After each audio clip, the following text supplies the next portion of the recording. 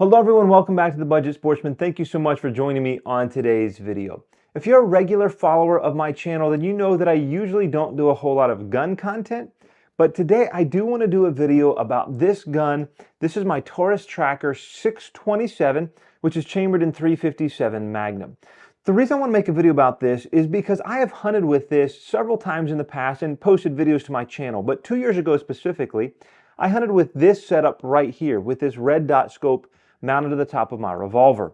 That video got quite a number of views, and I get asked all the time on a very regular basis, hey, what scope mount did you get that you're able to mount that on top of a Taurus Tracker? And so what I want to do today is talk a little bit about this scope mount and why you probably can't find it, as well as a couple of other options to be able to mount a red dot on the top of a Taurus Tracker, specifically the 627, but I think it would be applicable to other Taurus Tracker models as well. Now, if you're looking to mount a magnified scope to the top of your Taurus Tracker revolver, I'm afraid you're going to be out of luck. So a lot of people have asked, what mount is this? It was an actual Taurus mount. This was a Taurus accessory that they sold.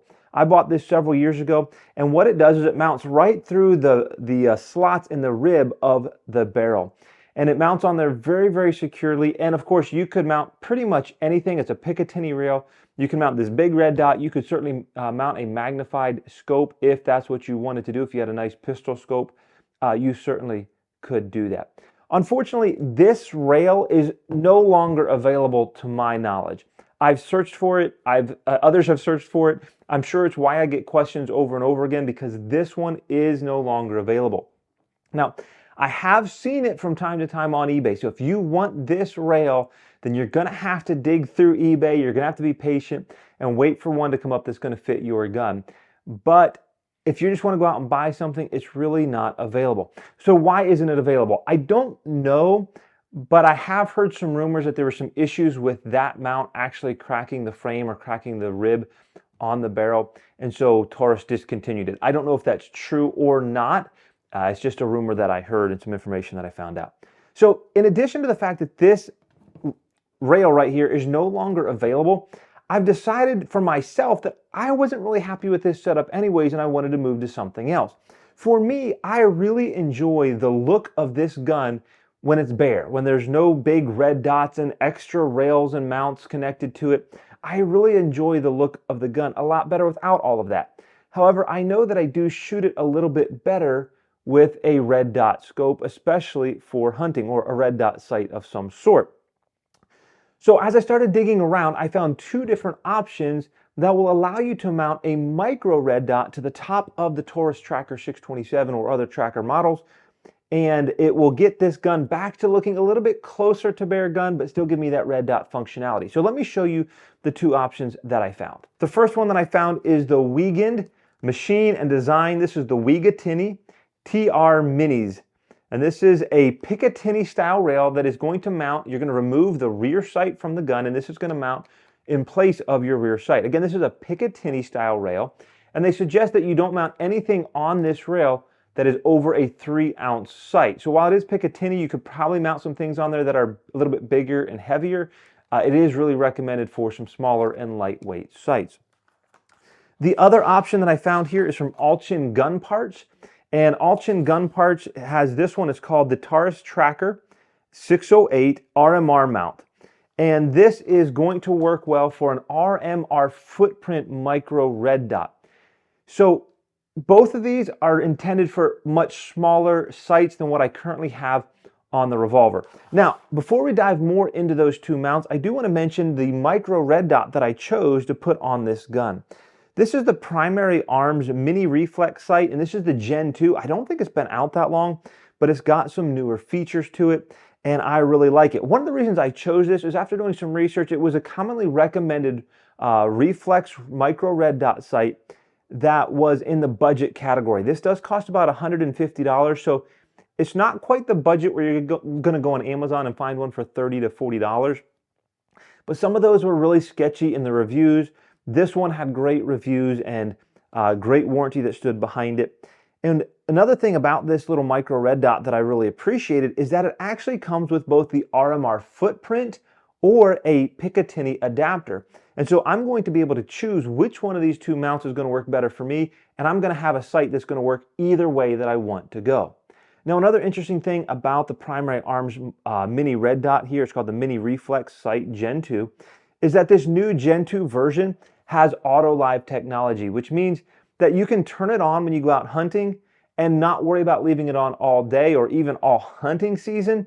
It's actually going to basically turn itself off or go into standby mode, and as soon as you pick that gun up, it's going to instantly come back to life.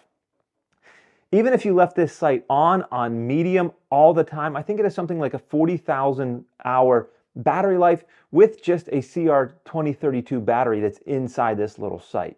So I'm really excited to get this Primary Arms Mini Reflex sight mounted up on my Taurus Tracker using these two different mounts and give you some ideas of which one might be right for you. All right, I'm back and I've taken the time to mount this little red dot sight on the Revolver using both of these different mounting systems, and I have some thoughts that I want to share with you. First of all, I think they're both an amazing product, and both will do exactly what I'm looking to do, which is lose the bulk of that big mounting rail and that big bulky red dot and allow me to mount this little micro dot and have a much more slim, sleek package, and I am super excited about it. Now, both of these mounts attach to the Revolver using only a single screw. That's really not the fault of these mounts so much as it is just a limitation of the gun.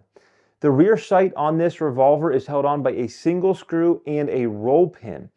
And so unless you're going to drill and tap the gun, there really is no other way to attach these mounts but with a single screw. Of course, if you're going to drill and tap the gun, you probably aren't going to be using these mounts anyways.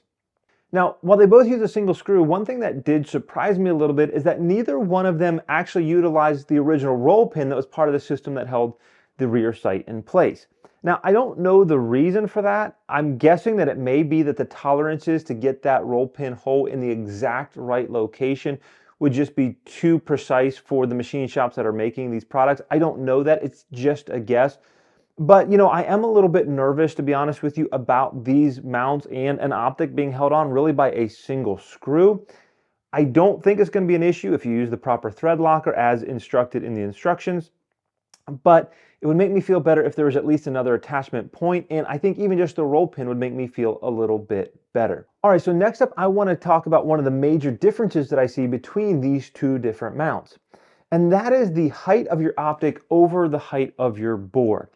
So the Allchin gun parts here, you can see this is the RMR footprint mount. It is very, very thin. And the Weigand, on the other hand, is a little bit thicker. It's not a bad design. It's just the nature of a Picatinny rail. It's going to be thicker. And so if you compare these side by side, the Weigand version is noticeably thicker, and it's going to make your optic a little bit higher. Now, that issue is compounded a little bit by the fact that with the Allchin gun parts, it's an RMR footprint. So if you are mounting an RMR footprint sight like the Primary Arms Red Dot that I have here, it's just going to sit right on top of that mount, and it's going to be nice and low profile. It's going to keep your gun nice and slim, low profile, and it's going to keep your optic as close to the height of your bore as I think is even possible. The height of the Weigand is a little bit higher, as I said, but that's also compounded by the fact that you're not going to be able to mount this optic right on the rail here. Instead, you're going to need this Picatinny adapter that does come with the red dot here, and then your red dot is going to go on top of that adapter. So there's a very noticeable difference in the height of your optic over the height of your bore or higher up on your gun. Now, I do want to take a moment and talk about a neat feature of the Weigand mount here. There is a lug on the bottom of it that's going to slide in right where the rear sight used to be. Now, when you first get this out of the box, it's not going to fit your gun. On each side of this lug, there are these two little bumps, I guess for lack of a better word. And if you follow the instructions that are given to you, or you go to the Weigand's YouTube channel and watch the install video, it's going to tell you to use a rubber mallet of some sort to actually tap it in place. And as you tap it in place, it actually will shave off those bumps to be an absolutely perfect fit into your Revolver. I can't really show you how it's done because I already did it off camera, but it did create an absolutely incredible fit. You know, being that it is only one screw holding it in place, that is going to not allow that to rotate at all. The flip side of that is the Allchin gun parts. It sits in there and it is machined well, but there is a little tiny bit of wiggle until you tighten down that screw. So again, you're depending on that screw not only to hold it in place, but also just a single screw to keep it from having any wiggle at all. Now there is one con of the Allchin gun parts mount that I do want to bring out, and that is that when I mount my primary arms red dot on here, it feels like the positioning of the alignment tabs and the holes are a little bit off. So up here in the front, the mount actually hangs out past the front of the red dot, while the red dot hangs over the end of the mount in the back. It feels like the whole red dot needs to move forward, but the alignment tabs and holes won't let it do that. It's also just slightly too wide over the size of the red dot as well. Now, to be fair, I really don't know if that's an issue with the sight or if that's an issue with the mount. Of course, they're probably trying to be versatile and fit a number of different sights, not just the one that I happen to choose. But for me, I do wish it fit and lined everything up just a little bit better. All right, so I want to get some final thoughts on these two mounts and talk about which one I think might be right for you. I think they're both honestly really good options with some slight nuances depending on the needs that you have and your personal preferences. So if you're looking for a mount here that is going to keep the optic very close to the bore of your gun, it's going to be very low profile, very sleek, and it's going to get your gun as close to bare gun as you possibly can while still giving you that red dot sight, then I think the Allchin gun parts might be right for you. This is slim, it's sleek, it's very low profile. The one limitation that I think this mount does have is that you are limited to that RMR style footprint. So if you have a sight that you want to put on there that's not RMR for any reason, you're not going to be able to use this. It's only going to be for those RMR style sights. And I think that's where the Weigand mount really shines, because if you want to have a sight that is not RMR, you can do that with the Weigand, whether that's the primary arms red dot that I have here with the adapter, or some other red dot that you have with an adapter, or some other sight or system that uses a Picatinny rail. You're golden here. The limitation is, don't forget, the recommendation is to go no more than 3 ounces. This primary arms red dot with the Picatinny adapter weighs just under 2, so you're not going to be able to go too much larger and still fit within that 3-ounce recommendation, but it is going to be very, very versatile. Now, the other big advantage that I see of the Weigand rail is those little tabs that I mentioned earlier that shave off and give you that perfect fitment of the lug within your gun. It is a really tight, really solid and secure fit and connection, and I am really impressed by that. Now, one thing I failed to mention so far in this video is that both of these are available in silver or black. I chose silver on the Weigand mount here because it's bigger and I wanted it to blend in with the gun. I chose black on the Allchin because it's so thin and I wanted to blend in with the optic. I hope you enjoyed this video. Let me know what you think down in the comments of these two mounts. Let me know which one you would choose. And until next time, remember to get off YouTube and get outdoors into God's great creation.